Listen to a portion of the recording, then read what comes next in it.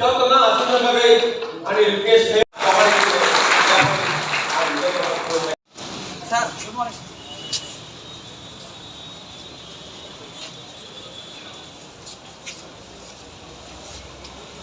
Ini schedule terus ibu, jadi district wise.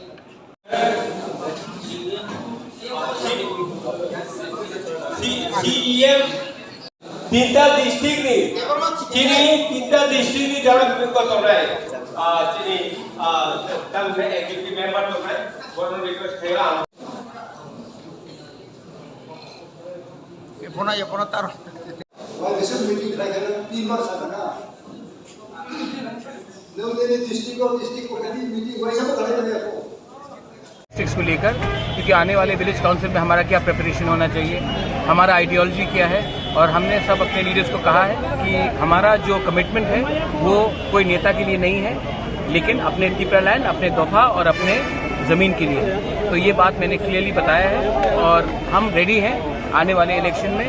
कुछ भी हो जाए, हम लोग छोटा पार्टी हो सकते हैं, लेकिन हमारे पास हिम्मत है और हमारे पास फाइट है अपने तिपरासा के लिए फाइट करने। सर कौन सा डिस्ट्रिक्ट लेकर आज सदर, वेस्ट, उन्नकोटी, चोरिलाम, ख्वाई पॉलिटिकल डिस्ट्रिक्ट हम लोग